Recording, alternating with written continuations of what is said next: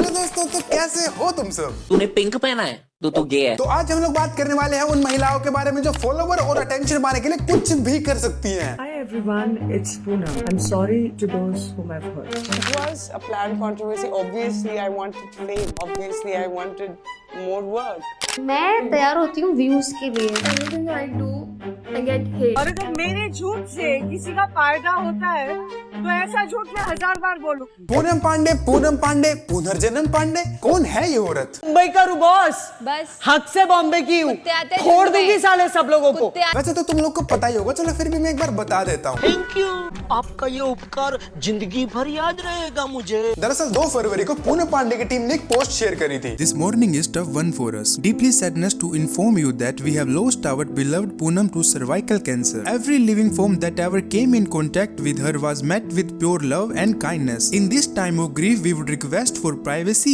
while we remember her fondly for all that we shared. नमस्कार। ये news सुनने के बाद मुझे बड़ा दुख हुआ। मेरा सब्सक्रिप्शन वेस्ट हो गया यार, साला कल ही लिया था। भिखारी नहीं है अपन, बहुत पैसे है अपने पास। लेकिन फिर एक उम्मीद की किरण दिखी। I'm alive. I didn't die because of cervical cancer.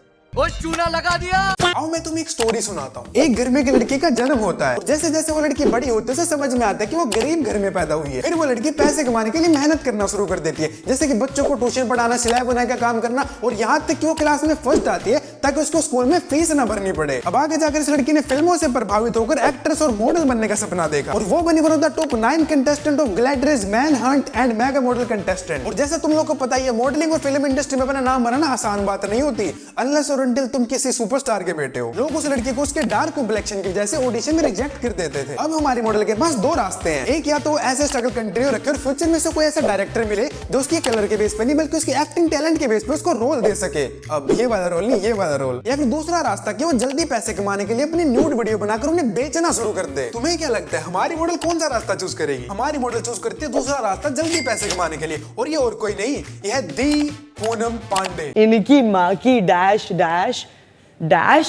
Poonam Pandey की पूरी लाइफ सिर्फ कंट्रोवर्सी के पिलर पे टिकी हुई है। अगर ये कंट्रोवर्सी ना करे ना तो इसे को कुत्ता भी ना पूछे, सिवाय उनके जिन्होंने सब्सक्राइब कर रखा है। नोटी हो रहा के हैं, नोटी हो रहा। मतलब सारा करियर सिर्फ कंट्रोवर्सी ने बनाया, टैलेंट वैलेंट कुछ नहीं होता। एक कंट्रोवर्सी तुम्हें सड़क से उठा के स्टार बना देगी, लेकिन सिर्फ 2 दिन के लिए। क्या बात कर रहे हैं?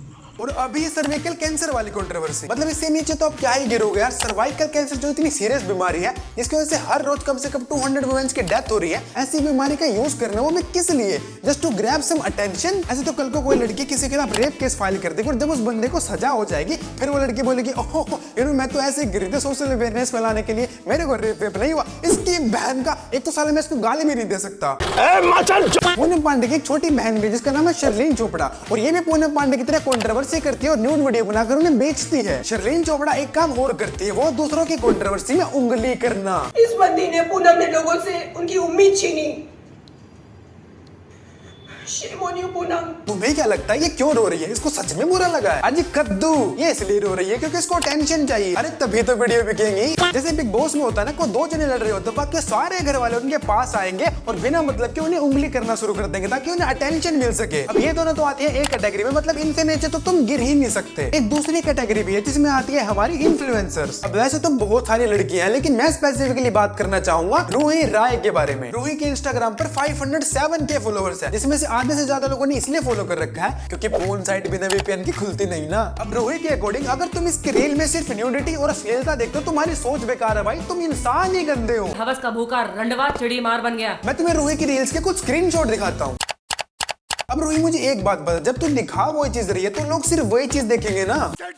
सेठ जी कितना गंदा आदमी है, अपना नाम बचाने के लिए मुन्नी का नाम खराब कर रहा है। देखो बात बस इतनी सिंपल सी है, अगर तुम ये सब चीजें कर रहे हो तो ये बात तो बोलो ही मत कि तुम ये सब चीजें किसी को दिखाने के लिए नहीं कर रहे, बल्कि इसलिए कर रहे हो क्योंकि तुम्हें अच्छा लग रहा है। सुन मेरी बात, इट्स हर चॉइस। भाई अगर इनका कंटेंट लोग देखना बंद कर देना तो ये दूसरे तीसरे दिन अपना पूरा कंटेंट फ्लिप कर देंगे। And this is how content creation work. अगर तुमने कोई वीडियो बनाई वो नहीं चली तो तुम अगली वीडियो में कुछ और ट्राई करोगे यार, सेम चीज नहीं बनाओगे तुम बार बार। और एज एन इन्फ्लुएंसर तुम्हारी वजह से एक certain amount of people influence हो रहे हैं यार। जैसे अगर तुम किसी कंपनी के चिप्स खाते हो तो लोग भी तुम्हें देखकर बिल्कुल सेम कंपनी के चिप्स खाना शुरू कर देते हैं। बिल्कुल वैसे ही तुम्हें देखकर भी बहुत सारी लड़कियों को ऐसा लगता है कि वो इंस्टाग्राम पर अपनी बॉडी दिखाकर फेमस हो सकती हैं और पैसे कमा सकती हैं। आज तो तुम्हें सब चीजें अच्छी लग रही होगी क्योंकि तुम्हारे पास पैसे आ रहे हैं, लेकिन कुछ साल बाद जब तुम अपना कंटेंट दोबारा देखोगे ना, तब तुम्हें रियलाइज होगा कि तुमने कितनी बड़ी गलती करी है जिंदगी में। नीली है सलवार नीला कच्छा है, अब न दूंगी बालम पेट में बच्चा है।